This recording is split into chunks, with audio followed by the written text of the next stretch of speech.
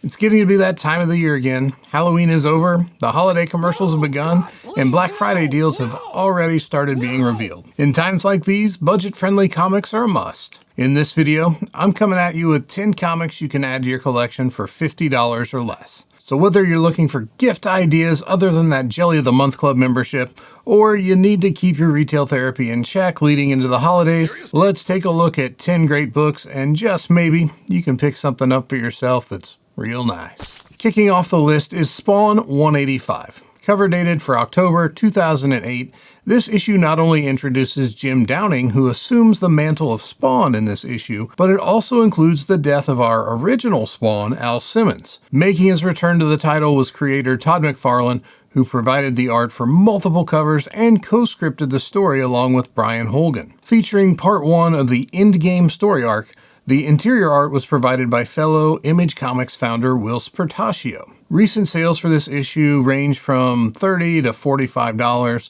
for the A cover, but some of the other variants and the second printing can actually command a higher price.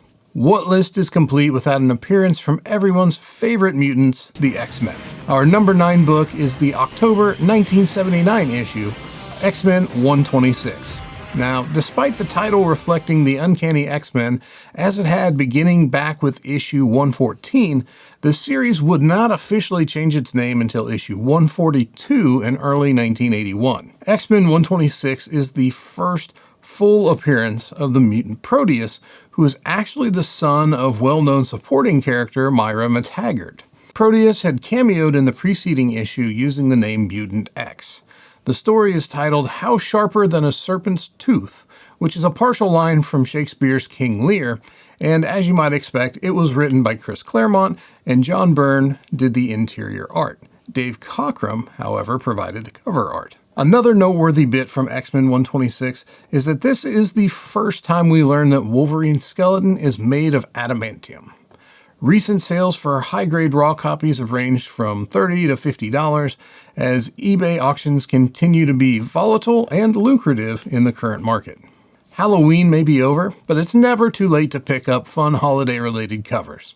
Our number 8 book, Sabrina the Teenage Witch 50, is a great modern Halloween cover. Cover dated for December 2003, Sabrina 50's Holly Golightly cover has ghosts, haunted trees, bats, a spooky full moon, jack-o'-lanterns, Salem the cat, and our title character, Sabrina the Teenage Witch, sporting the largest witch's hat that had ever been seen that far into the 21st century. This issue's main story, which is titled Monster Advice, has Sabrina managing an advice column for monsters. The story was scripted by Abby Denson and was also drawn by cover artist Holly Golightly. I've mentioned it a couple times before, but there's a surprising amount of great modern Archie Comics issues that have a decent amount of value, and this one's included in that. Recent sales has fluctuated a little bit, but they've averaged right around that $50 mark for collectible raw copies. Bronze Age horror is the flavor of the week, but most of the attention seems to go to DC's multitude of Bronze Age horror titles. For our number 7 book, we're going to shine the light on a classic Marvel Bronze Age horror book, Journey into Mystery number 1. Cover dated for October 1972, Gil Kane's Demon cover is fantastic. The red picture frame cover design really pops against his art, and the issue hosts stories from creative teams such as Roy Thomas and Gil Kane, Steve Englehart and Ralph Reese, but it's the Steve Skeets and Jim Starlin story that I want to take a closer look at. In their story, which is titled You Show Me Your Dream, I'll Show You Mine, Starlin introduces Death as a cosmic entity. He'd modify the character in coming months up until the final form was published in War is Hell number 9. Now, Death would become a central element in Thanos' story after that character would debut in February 1973's Iron Man number 55. Journey into Mystery 1 is a book I come across quite often, and I don't think you're going to have much of a problem tracking a copy down, so our $50 budget should get you a pretty nice copy, but don't be afraid to shop around if you're looking for just the right deal. Neal Adams has no shortage of classic covers and runs across his long history in the industry. One of my favorites is his Deadman run in Strange Adventures. Our number 6 book is his final Deadman cover in the title, Strange Adventures 216. Beginning with the character's second appearance in Strange Adventures number 206, Adams drew the Deadman stories in Strange Adventures. And then, beginning with issue 207, he also handled the cover art for this series through our featured issue. In the following issue of Strange Adventures, however, Adam Strange would take over the series as its featured character. Deadman stories would continue on in the Brave and the Bold series beginning with issue 86. Strange Adventures 216 was cover dated for January and February of 1969, and as with a lot of books, values are currently all over the place, but $50 should lend you a really nice upper VF or lower near mint range copy based on some of the recent sales. One of the upcoming MCU projects that a lot of us are watching quite closely is Deadpool 3. So what better time to include a budget-friendly Deadpool key? Coming in at the number 5 spot is Deadpool number 1. Cover dated for January 1997, this is the character's third series, but this is only his first ongoing series.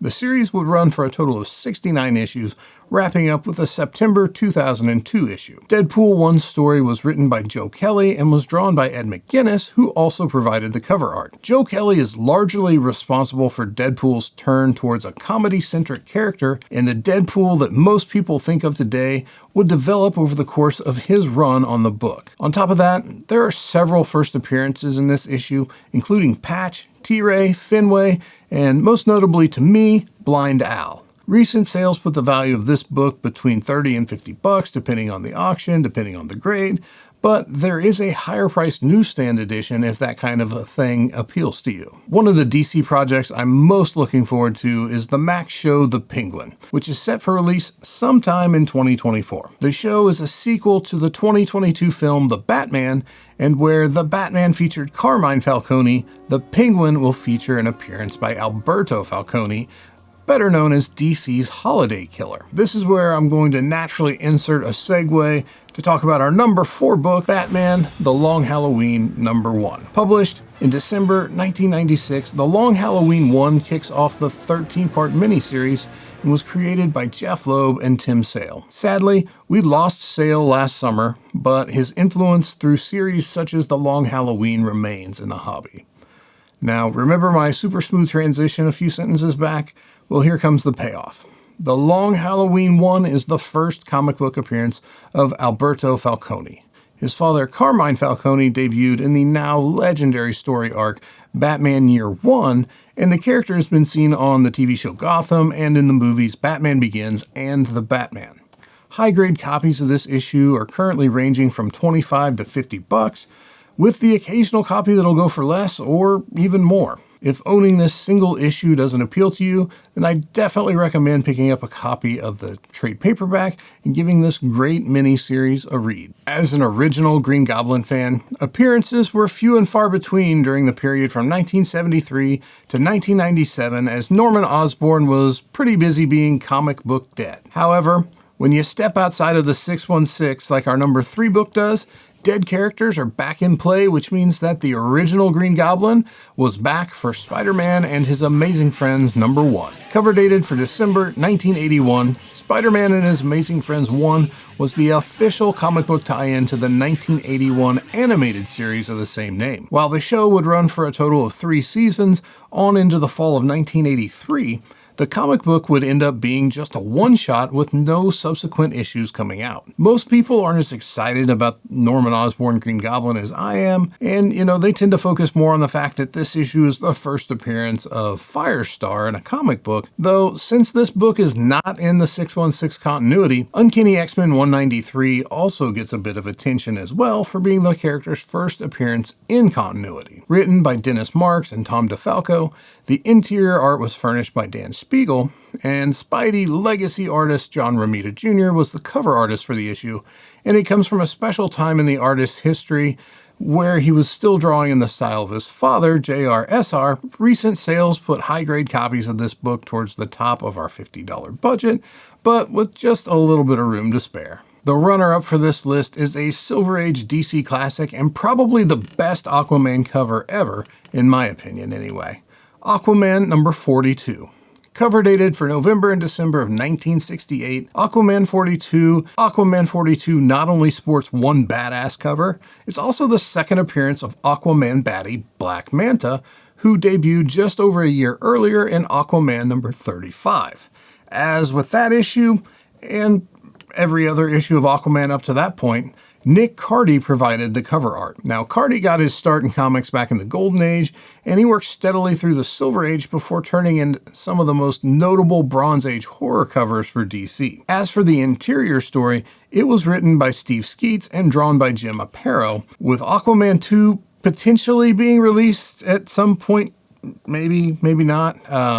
Interest in Aquaman or the Black Manta might pick up, or nobody could give a crap. Either way, Aquaman 42 is still a pretty cool book, and it's probably worth considering adding to your collection. If you're looking for something a little different to collect in general, I recommend checking out this run of Aquaman, because Nick Cardy does the cover for every issue from 1 to 56, and they are straight up some of the most colorful and interesting covers of the era, and better yet, most of them are pretty budget friendly. So you can pick up a good chunk of this run without damaging your wallet. And specifically Aquaman 42, you can pick up a pretty nice mid-grade, upper mid-grade copy on our $50 budget. All good things must come to an end, and this is both true for this top 10 list as well as the book that tops it, Fantastic Four number 102. Cover dated September 1970, Fantastic Four 102 is the final issue in what was, for decades, the longest creative collaboration in the history of comic books. Beginning in November 1961 with Fantastic Four number 1 and ending nearly 9 years later with FF 102, Stan Lee and Jack Kirby's partnership came to a close, as this was Kirby's last Marvel book published prior to his departure over to DC. While the interior story, which was titled The Strength of the Submariner, was written by Stan Lee and drawn by the King, the issue's cover art was drawn by John Romita Sr. Lee and Kirby's record would stand until February 2007 with the publication of Ultimate Spider-Man 103, where Brian Michael Bendis and Mark Bagley would surpass them. In the current market, very collectible high-grade copies of Fantastic Four 102 can be found for $50 or less. And while this book may not help you retire down the road, it's books like this one with its significance to the history of the hobby that can add a different kind of value to your collection. Where has the time gone? I seriously have no idea where September and October went. I hope you're enjoying fall and that you're looking forward to the holidays like I am. It's about time to break out the Christmas vacation for a festive bagging and boarding session. Now, this time of the year, the calendar gets pretty sparse, as I only have one show left for 2023. So if you're in or around St. Louis over the Thanksgiving weekend, then come out to the Spectre Club show in Shrewsbury on November 26th and say hi. I will be set up there with a couple of tables, and I'm also working on the calendar for 2024, and I should have some dates to announce soon, including the date for the next Como comic book show. The first show exceeded every expectation I had for it, and I'm excited to continue the show and bring another facet of the hobby here to Columbia. Collect responsibly, and I'll see you in the next video.